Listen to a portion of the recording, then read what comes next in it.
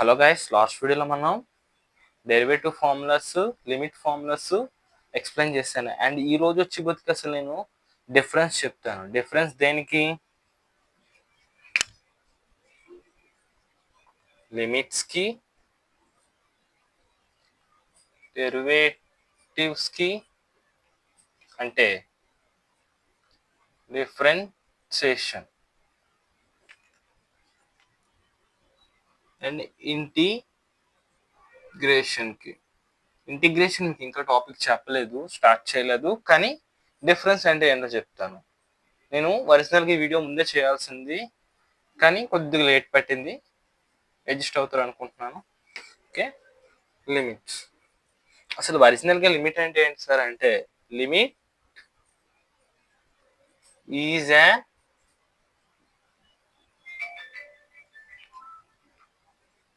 Approach.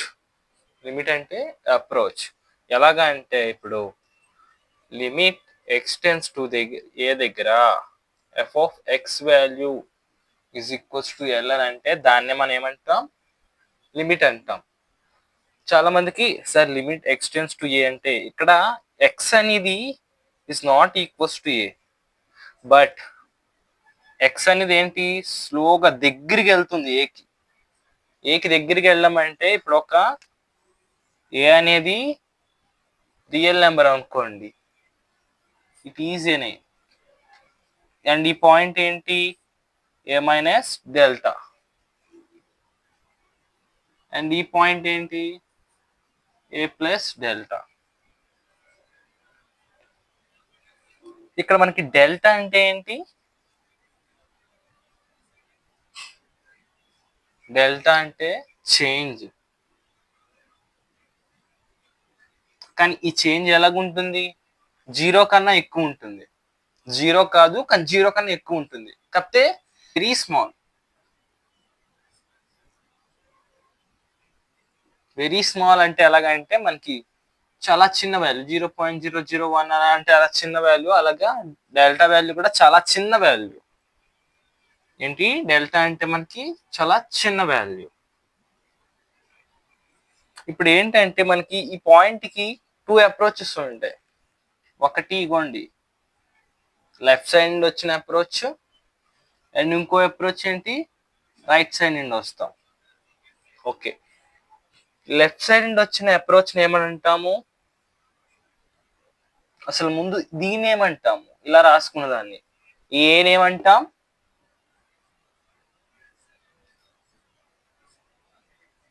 Neighbourhood point of ఏ. ఓకేనా? ఏమంటాం? ఇది ఏ, నైబర్హుడ్ పాయింట్ ఆఫ్ ఏ. అంటే ఇప్పుడు మనకి డెల్టా అనేది ఏం చెప్పాను? It's greater than zero. Greater than zero. ఇప్పుడు ఏంటంటే లిమిట్ ఎక్స్టెన్స్ టు ఏ అని రాశాను కదా. ఈ లిమిట్ మనకి ఎగ్జిస్ట్ అవ్వాలంటే మనం ఏంటి? లెఫ్ట్ అప్రోచ్ కట్టాలి అండ్ రైట్ అప్రోచ్ కట్టాలి. లెఫ్ట్ అండ్ రైట్ అప్రోచ్ ఏమనంటాం మనం? దీన్నే లెఫ్ట్ సైడ్ వచ్చిన దాన్ని మనం లెఫ్ట్ హ్యాండ్ లిమిట్ అంటాం. మరి రైట్ సైడ్ వచ్చిన దాన్ని రైట్ హ్యాండ్ లిమిట్ అంటాం. కన్ఫ్యూజింగ్ ఉంది సార్ అంటే చూపిద్దాం ఎగ్జాంపుల్తో. దీన్ని ఇక్కడ ఇది ఉంచాను, ఎందుకు? ఇది అప్రోచ్ కోసం అని. దీన్నే మనం లెఫ్ట్ హ్యాండ్ ఏమంటాం? ఏ మైనస్ అంటాం. దీన్ని ఏ ప్లస్ అని అంటాం, అంటే అప్రోచ్. ఇప్పుడు limit x tends to A minus అని అన్నప్పుడు మనకేంటి? ఏదైనా ఈ వాల్యూ ఉంది కదా, అంటే ఏ కన్నా తక్కువ వాల్యూ అనేది ఏకి దగ్గరగా అప్రోచ్ అవుతుంది. అంటే సపోజ్ నేను 2 తీసుకున్నాను, 3 తీసుకున్నాను, 1 తీసుకున్నాను. ఓకే, ఇప్పుడు 2 అనేది మనకి పాయింట్ అనుకోండి, వేరే ఈక్వల్స్ టు 2 అనుకోండి. 1 నుండి 2కి అప్రోచ్ అవుతుంటుంది చూడండి దగ్గరగా. అంటే 1 నుండి 2కి అప్రోచ్ అవడం అంటే నేను డెల్టా వాల్యూ గ్రేటర్ దెన్ 0 ఉండాలి, and A minus delta value less than 2 ఉంటుంది. అప్రోచ్ అనేది ఏంటంటే మనకి స్మాల్ వాల్యూస్, మనం స్నెల్స్ లా నేర్చుకున్నప్పుడు అవి నేర్చుకున్నప్పుడు వింటాము. ఓకేనా? యాంగిల్ బాగా తక్కువ ఉన్నప్పుడు ఏంటది, సైన్ థీటాలో వాల్యూస్ జీరోకి దగ్గరగా ఉన్నప్పుడు, జీరోకి దగ్గరగా ఉన్నప్పుడు జీరో తీసుకుంటాం కదా. సేమ్ అలాగే ఇక్కడ కూడా ఏంటంటే అప్రోచ్ అనేది దగ్గరగా, అంటే ఆ పాయింట్ దగ్గర డిఫైన్ అవ్వదు మనకి. ఇప్పుడు కొన్ని ఫంక్షన్స్ ఉంటే, ఇప్పుడు లిమిట్ నేను తీసుకుంటాను ఎక్స్ పవర్ ఎన్ ఏ పవర్ ఎన్, మనం ప్రూవ్ చేస్తాం దీన్ని, అంతే కదండి. ఇప్పుడు ఒకసారి మీరు ఏ వేస్తే ఏమవుతుంది మనకి 0/0 ఫామ్ అవుతుంది, అంటే ఫంక్షన్ డిఫైన్ అవుతుంది అవ్వదు. ఫంక్షన్ ఏమవుతుంది మనకి ఆ పాయింట్ దగ్గర ఏ మైనస్ దగ్గర కూడా సేమ్ అండ్ ఏ ప్లస్ దగ్గర కూడా సేమ్ వస్తే మనకి లిమిట్ ఎగ్జిస్ట్ అవుతుంది. 0/0 ఫామ్ వచ్చిందంటే ఎగ్జిస్ట్ అవ్వదు ఒరిజినల్ గా. అంటే మనకి function F of X domain ఎలాగుంటుంది, దాని డొమైన్ అంటే ఇన్పుట్ వాల్యూస్, అంటే ఎక్స్ వాల్యూస్ మన ఫంక్షన్ ఏదో పెట్టగలమో అది డొమైన్ అంటాం. ఆర్ అంటే రియల్ నెంబర్స్ మైనస్ మనకి వాల్యూ ఎక్కడ ఏ దగ్గర కదండి, ఇది డొమైన్. అంటే రియల్ నెంబర్స్ లో ఏనే నెంబర్ ని తీసిగా మనకి మిగతాదంతా వాల్యూ సబ్స్టిట్యూట్ చేసుకోవచ్చు ఈ ఫంక్షన్ లో, అది దీని డొమైన్. ఇప్పుడు అర్థమైందా? కానీ దీనికి ఇక్కడ ఫంక్షన్ డిఫైన్ అవ్వదు, కానీ లిమిట్ ఉంటుంది. లిమిట్ అంటే ఏంటి, అప్రోచ్ అని అన్నాను. ఏంటని చెప్పాను, అప్రోచ్. అప్రోచ్ అంటే ఏంటి, మనకి వాల్యూ నియర్ గా వెళ్తున్నప్పటికి ఎంత వస్తుంది ఫంక్షన్ వాల్యూ అని చెప్పేది. ఇప్పుడు ఎక్స్ వాల్యూ అనేది ఏకి దగ్గరగా వచ్చింది అంటే 2 రాలేదు నాకు, 2కి దగ్గరగా ఏంటి 1.9999999999 అలా దగ్గరికి వచ్చింది ఈ పాయింట్ కి సమ్, ఆ పాయింట్ దగ్గర దాని వాల్యూ ఎంత ఉంటుంది. ఓకేనా? అలా స్లోగా అప్రోచ్ అనేది దగ్గరికి వెళ్తుంది, ఇంకా నియరెస్ట్ 2కి ఈక్వల్ కాదు కానీ దగ్గరికి వెళ్తుంది. దాన్ని ఏమంటాం మనం, లిమిట్ అంటాం. మనకి అలాగా మనం లెఫ్ట్ సైడ్ కట్టాం, ఇంకోసారి ఇప్పుడు ఏం చేస్తాం, రైట్ సైడ్ కూడా కట్టాలి. Limit x tends to A plus దగ్గర సేమ్ అదే ఫంక్షన్ చేస్తారు. అండ్ ఇక్కడ ఒక సమ్ వాల్యూ వస్తుంది, ఇక్కడ ఒక సమ్ వాల్యూ వస్తుంది, ఇక్కడ 0/0 ఫామ్ వస్తుంది. మన ఏంటి లిమిట్ ని ఇక్కడ మనం 0/0 ఫామ్ ఇస్ అన్డిఫైన్డ్, మనకి ఇక్కడ లిమిట్ అన్డిఫైన్డ్ ఫామ్ అయినా లిమిట్ ఎగ్జిస్ట్ అవుతుంది. ఓకేనా? ఫంక్షన్ డిఫైన్ అవ్వదు, కాకపోతే మనకి లిమిట్ ఉంటుంది అప్రోచ్ అనేది. కొన్ని కేసెస్ లో లిమిట్ అప్రోచ్ అయినా సరే మనకి డిఫైన్ అవ్వదు. ఓకేనా? ఆ కేసెస్ మనం లిమిట్ నాట్ ఎగ్జిస్ట్ అని రాస్తాం. లిమిట్ కి లిమిట్ అంటే ఇప్పుడు అప్రోచ్ అని ఒకటి అర్థమైంది. లిమిట్ లో మనం ఏం కట్టాలి, ఏదైనా ఒక ఫంక్షన్ కి లిమిట్ కావాలంటే left hand right hand limit కట్టి లిమిట్ అయితే పాయింట్ దగ్గర చూసుకున్నప్పుడు మనకి ఎగ్జిస్ట్ అయితే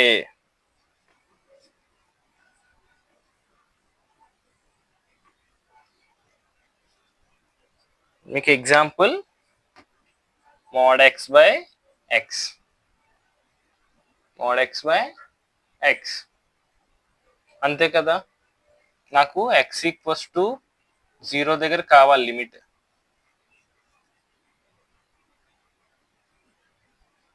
కావాలి. నేను x లెస్ దెన్ 0 తీసుకున్నాను అనుకో, ఫంక్షన్ ఏమవుతుంది, -x/x equals to -1. x equals to greater than 0 తీసుకుంటే +x/x ఈక్వల్స్ టు 1. ఎందుకు సార్ ఇలా తీసుకున్నాం అంటే, మనకి ఇక్కడ ఉన్నది mod x వాల్యూ మనకి ఎప్పుడు ఏంటి అవ్వాలి, పాజిటివ్ అవ్వాలి. అందుకే లెస్ దెన్ 0 తీసుకున్నప్పుడు -x అని రాసుకున్నాను, గ్రేటర్ దెన్ 0 తీసుకున్నప్పుడు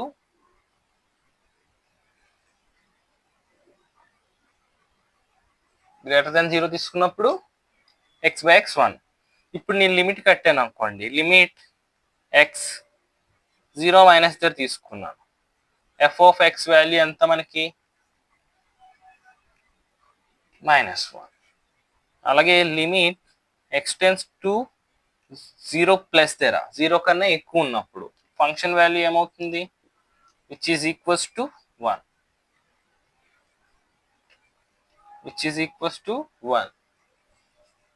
ఇప్పుడు ఫంక్షన్ మనకి లిమిట్ ఎగ్జిస్ట్ అవుతుందా చూడండి, left limit is not equals to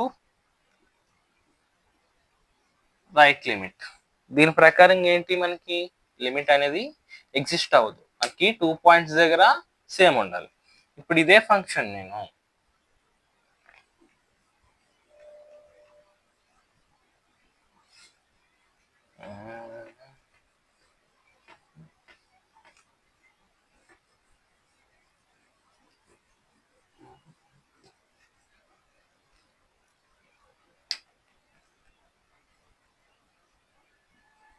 ఇదే ఫంక్షన్ నేను ఎక్స్ అని తీసుకున్నాను. ఫంక్షన్ ఎఫ్ ఆఫ్ ఎక్స్ ఏంటి, మనకి ఎక్స్.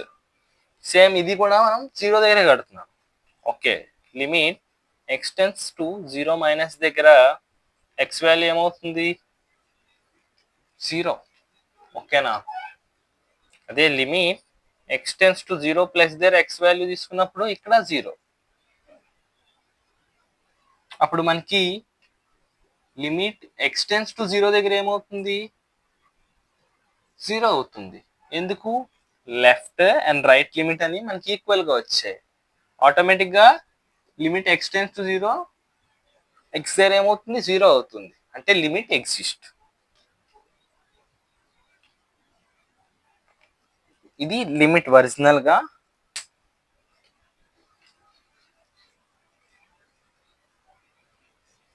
ఇప్పుడు లిమిట్ అంటే అర్థమైంది. లిమిట్ అంటే ఏంటి, ఇట్ ఈస్ అన్ అప్రోచ్. చాలా మంది లిమిట్ అంటే ఏంటి, అన్డిఫైన్డ్ ఫంక్షన్ కి డిఫైన్ చేయడానికి వాడతాము అని అనుకుంటాం. కాదు, ఇట్ ఈస్ లిమిట్ అంటే అప్రోచ్, అంతేగాని అన్డిఫైన్డ్ ఫంక్షన్ డిఫైన్ చేయడానికి అలాంటివి ఏమీ లేవు. ఓకేనా? Next derivative. అసలు డెరివేటివ్ అంటే ఏంటి సార్, లిమిట్ అంటే ఏంటి సార్? మనం ఒకటి గుర్తుంచుకోండి, లిమిట్స్ అనేవి యూజ్డ్ ఫర్ డిఫైన్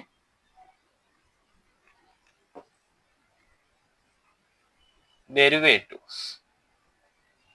లిమిట్స్ ఎందుకు వాడతాం, డెరివేటివ్ ని డిఫైన్ చేయడానికి వాడతాం. అంటే లిమిట్స్ ఫార్ములాస్ ఉంటాయి కదా, డెరివేటివ్ ఫార్ములాస్ మనకు రావాలంటే డిఫైన్ చేసుకోవడానికి, డెరివేట్ చేసుకోవడానికి వాడతాం. అసలు డెరివేటివ్ అంటే ఏంటి సార్? ముందు డెరివేటివ్ అంటే చేంజ్, మామూలు చేంజ్ కాదు, రేట్ ఆఫ్ చేంజ్. అసలు రేట్ ఆఫ్ చేంజ్ ఏంటి సార్ అంటే, ఫస్ట్ ఆఫ్ ఆల్ గా మన అందరికీ స్లోప్ తెలుసు కదా. స్లోప్ అంటే ఏంటి, tan theta which is equals to y2 minus y1 by x2 minus x1. ఓకేనే, y2 minus y1 ఎలా రాసుకోవచ్చు మనం, డెల్టా y కింద రాసుకోవచ్చు, దీన్ని డెల్టా x కింద రాసుకోవచ్చు. మనకి దీన్నే స్లోప్ ని tan theta అంటాం. దాన్ని కొంతమంది m అని కూడా రాసుకుంటాం లైన్ ఈక్వేషన్ లో మనం చెప్పాలన్నప్పుడు. వాట్ ఎవర్ విష్, స్లోప్ అంటే ఏంటి, tan theta. ఎందుకు వాడతాం, యాంగిల్ ఆఫ్ ఇంక్లినేషన్ కనుక్కోవడానికి. ఈ థీటా అనేది దేంతో చేస్తుంది, విత్ రెస్పెక్ట్ టు ఇక్కడ ఏముంది కిందన ఎక్స్, అంటే ఎక్స్ యాక్సిస్ తో యాంటీ క్లాక్ వైజ్ డైరెక్షన్ లో మనకి థీటా అనేది ఉంటుంది. సరే, ఇక్కడ వరకు ఉంది. అసలు డెరివేటివ్ ఎలాగ వస్తుందంటే, ఇప్పుడు delta Y and delta X ఉందండి. ఓకేనా, both tense to 0. Tense to 0 అంటే అప్రోచ్. స్లోప్ అనేది ఉంటుంది కదా, slope will be given as 0/0. ఇది డిఫైన్ ఆ 0/0 అంటే అన్డిఫైన్డ్. కానీ మనం ఏం చేస్తాం, అన్డిఫైన్ ని అప్రోచ్ చూపించాలి, కానీ మనకు వాల్యూ కావాలి స్లోప్, అట్లా వాల్యూ ఎంత ఉంటుందని. ఓకేనా? అప్పుడు ఏం చేస్తాం మనం, limit delta x tends to 0 ఓ డెల్టా వై టెన్స్ టు 0 అయినప్పుడు, మనకి రెండు టెన్స్ టు 0 అయినప్పుడు ఏంటి, d/dx ఆఫ్ y. ఓకేనా? d/dx ఫార్మ్ అనేది ఎప్పుడు రాసుకుంటాం మనం, when delta x and delta y approaches to 0, then we'll write. ఇప్పుడు ఏదైనా ఒక ఫంక్షన్ ఇచ్చాను నేను. ఓకే, ఫంక్షన్ అంటే y equals to F of X. చూడండి, y equals to F of X ఎందుకు తీసుకున్నాను సార్ అని అంటే, ఇది ఎక్స్ అండ్ వై అయింది అనుకోండి, మనం y equals to F of చేసుకుంటే మనకి ఏదో ఒక సమ్ కర్వ్ ఎలాగ వస్తుంది, ఏదో సంథింగ్, నేను ఏదో ర్యాండమ్ చేశాను. ఓకే, ఇప్పుడు ఇక్కడ చూడండి, ఒక్కొక్క ఎక్స్ వాల్యూస్ కి మనకి, ఇక్కడ నేను చూసుకోండి, ఒక్కొక్క ఎక్స్ వాల్యూస్ కి మనకి ఒక్కొక్క y వాల్యూ వస్తుంది.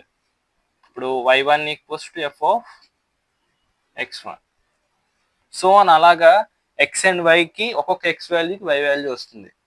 అంటే మీరు కరువు చూసుకున్నారు. ఇప్పుడు నాకు స్లోప్ కావాలి. ఇలాంటి టైంలో స్లోప్ కావాలన్నప్పుడు నాకు స్లోప్ కాన్స్టెంట్ కాదు. ఎందుకు కాన్స్టెంట్ కాదంటే ఒక్కొక్క పాయింట్ దగ్గర ఒక్కొక్క వాల్యూ ఉంటుంది. అంటే మొత్తం ఫంక్షన్కి slope is not a constant. మనకి స్లోప్ అనేది ఒక్కొక్క పాయింట్ దగ్గర మనకి ఒక్కొక్క వాల్యూ ఉంటుంది. ఇప్పుడు ఇక్కడ స్లోప్ కట్టాలనుకుంటున్నాను అనుకోండి, ఇక్కడ ఒకటి ఉంటుంది, ఇక్కడ ఒకటి ఉంటుంది. ఎందుకంటే ఇక్కడ స్లోప్ ఎలా కడతాం మనం? ఈ కేసులో ఏంటి, y equals to f of x లో నాకు స్లోప్ కావాలంటే ఏం చేస్తాం మనం? డెరివేటివ్ కడతాం. dy by dx which is equals to f dash of x అని అంటాం. సరే, ఇక్కడ వరకు బాగానే ఉంది. ఈ f డాష్ ఆఫ్ x నే మనం లిమిట్స్ రూపంలో రాసుకోవాలంటే limit h tends to 0 f of x plus h minus f of x by h అని అంటాం. ఏమంటాం? h అని అంటాం. దీన్ని ఏమంటాము? h అని అంటాం. దీన్ని ఇంకో ఫార్ములా రాసుకుంటాం, అంటే చేంజ్ ఫార్ములా రాసుకుంటారు ఇంకో దగ్గర. కొంతమంది ఇంకో ఫార్ములా రాసుకుంటారు, అదేంటి? Limit x tends to a f of x minus f of a by x minus a అని కూడా రాసుకుంటారు. ఏమని రాసుకుంటారు? దానికి దీనికి డిఫరెన్స్ ఏమీ లేదు. ఓకేనా? మీరు ఏది చూసుకున్నా 0/0 ఫార్ములాగానే ఉంటుంది. మనం దాన్ని ఏం చేస్తాం? లిమిట్స్ ఫార్ములాని వాడుకొని డెరైవ్ చేస్తాం మనం. అంటే డెరివేటివ్ ఆ ఇన్స్టెంట్ దగ్గర ఎలా ఉంటుందో అనుకుంటాం. ఇప్పుడు ఈ ఫంక్షన్ చూస్తారు, ఇలా వచ్చింది. ఇప్పుడు నాకేంటి? Some f dash of x వచ్చింది. నాకు మళ్ళీ ఫంక్షనే వచ్చింది, మనకేమి కాన్స్టెంట్ వాల్యూ రాలేదు. ఇన్ కేస్ ఏదైనా కాన్స్టెంట్ వాల్యూ వచ్చింది అనుకోండి, మీరు అన్నట్టుగా అప్పుడు స్లోప్ ఈజ్ ఏ కాన్స్టెంట్. కానీ ఇక్కడ స్లోప్ కాన్స్టెంట్ కాదు. కానీ స్లోప్ కాన్స్టెంట్ రావాలంటే దానికి కేసులు ఉన్నాయి. కొన్నిటికి అలాగ వస్తుంది స్లోప్ కాన్స్టెంట్ అనేది, అన్నిటికీ అలా రాదు. అది ఎప్పుడు చెప్తాను నీకు స్లోప్ కాన్స్టెంట్ ఎప్పుడు అవుతుంది?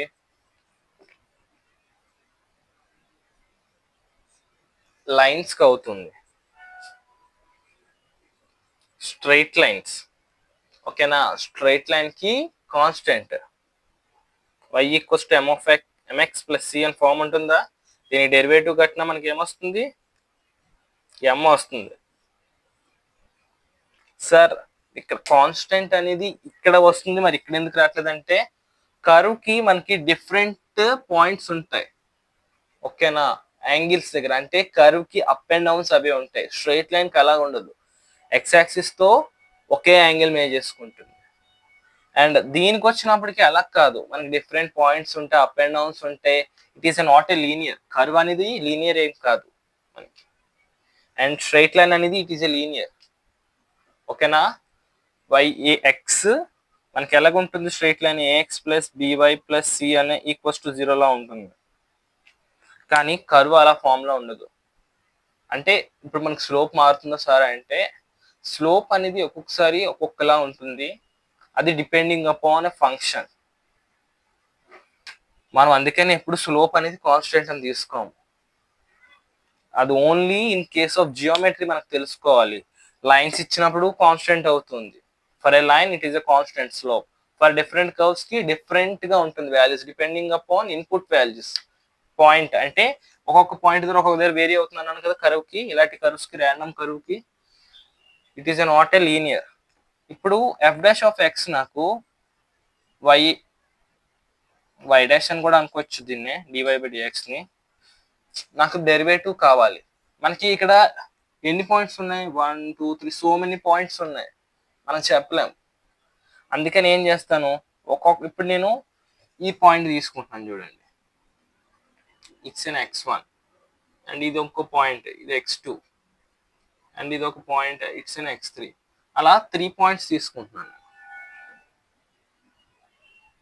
y dash of 1 equals to f dash of x1. అంటే ఈ పాయింట్ ద్వారా నేను ఒక టాంజెంట్ గీసుకున్నాను అనుకోండి, అక్కడ ఒక యాంగిల్ θ1 ఉంది, x1 కి θ1. అంటే ఇక్కడ ఒక tan θ1 వస్తుంది. నెక్స్ట్ అలాగే ఇంకో పాయింట్ దగ్గర తీసుకున్నాను, అక్కడ ఏమొస్తుంది? tan θ2. And next tan theta 3 ఇలా మనకి 3 వచ్చాయి x1 x2 x3 దగ్గర. ఓకేనా, ఈచ్ దగ్గర ఒక్కొక్క స్లోప్ వచ్చింది. అండ్ ఇక్కడ టాంజెంట్ ఎలా గీస్తున్నాను మీరే చూసినట్టే మీకు అర్థమవుతుంది. ఇక్కడ ఏంటి యాంగిల్ ఆఫ్ ఇన్క్లినేషన్ డిఫరెంట్ గా ఉంది ఒక్కొక్క దగ్గర. అండ్ ఇక్కడ అగైన్ మీరు చూసినట్టయితే మనకు ఒక్కొక్క దగ్గర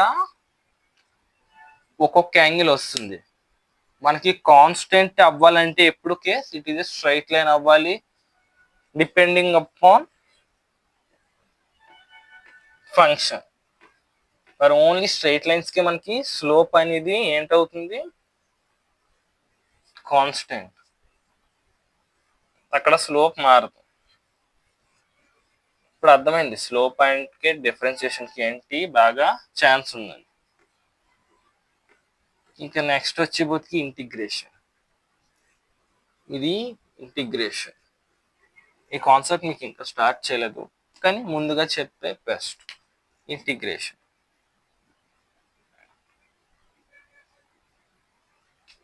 ఇంటిగ్రేషన్ పేర్లోనే ఉంది ఇంటిగ్రేషన్. చిన్న చిన్న పార్ట్స్ అన్నిటిని ఇంటిగ్రేట్ చేస్తుంది. అర్థం కాలదా? అంటే ఇంటిగ్రేట్ అంటే ఏంటి, ఇంటిగ్రేషన్ అంటే ఏరియా అండర్ ద కర్వ్.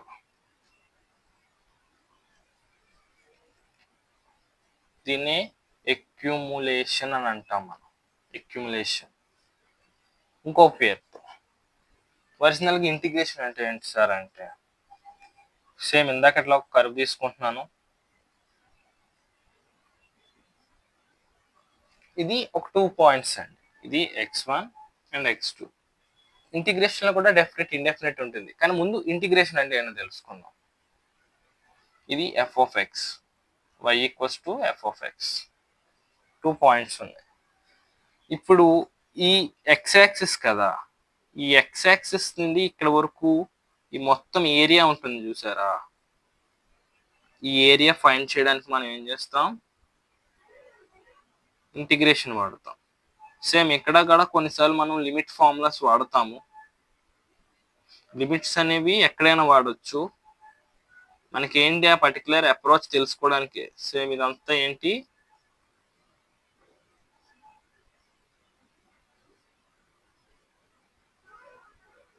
ఇదంతా ఏరియా. మనం ఏ వేరియబుల్ తో చేస్తున్నామో ఇంటిగ్రేషన్ అనేది దాన్ని పక్కన రాస్తాం. ఇంటిగ్రేషన్ సింబల్ వచ్చి ఇదే అండి. ఇక్కడ సపోజ్ నేను f of x అని రాశాను అనుకోండి ఇంటూ dx, ఎందుకంటే ఇక్కడ x వేరియబుల్ కాబట్టి x తో ఇంటిగ్రేట్ చేస్తున్నాను. ఓకేనా, దీన్నే ఇంటిగ్రేట్ y dx అని కూడా అంటాం. కొద్దిగా బాగా చూడండి, ఇది ఇది రెండు ఉన్నాయి. మనం ఒరిజినల్ గా రెక్టాంగిల్ తీసుకున్నాం అనుకోండి, ఇది y అండ్ ఇది x అనుకున్నాం అనుకోండి, రెంటి y ఇంటూ x చేస్తే మనకి ఏరియా వస్తుంది రెక్టాంగిల్ కి. సిమిలర్ గా ఇది కూడా అలాగే ఉంది కాబట్టి ఇక్కడ dx అని అనడానికి కారణం ఏంటంటే ఇక్కడ మన కర్వ్ చూసారా ఎలాగుందో, ఇలా ఉంది. ఓకేనా, curve it's not a straight, ఎలా పడితే అలాగ ఉంటుంది ర్యాండమ్. అంటే స్ట్రైట్ లైన్ ఫైన్ చేయాలంటే దానికి ఫైన్ చేయొచ్చు. కాకపోతే ఇక్కడ మనం ఏంటి చూడండి, కర్వ్ ఎలాగ పడితే అలాగుంది. dx ఏంటంటే ప్రతి స్మాల్ మైన్యూట్ కి ఒక స్ట్రిప్ ఆఫ్ రెక్టాంగిల్స్ ఉంటాయి ఇక్కడ. అంటే దీన్ని ఏం చేస్తాం, ఏరియాని ఇంత పెద్దగా ఉంది కదా కర్వ్ లో, ఒక స్మాల్ పార్ట్స్ కింద ఇలా రెక్టాంగిల్ స్ట్రిప్స్ కింద కన్సిడర్ చేస్తూ ఆ ఒక్కొక్క ఆ రెక్టాంగిల్ ఏరియాస్ ని మనం ఇంటిగ్రేట్ చేసి ఇంటిగ్రేట్ అంటే యాడ్ చేస్తాం. ఫైనల్ గా యాడ్ చేసిన రెక్టాంగిల్స్ అన్ని కలిపితే మనకి దీనికి ఈక్వల్ అవుతుంది.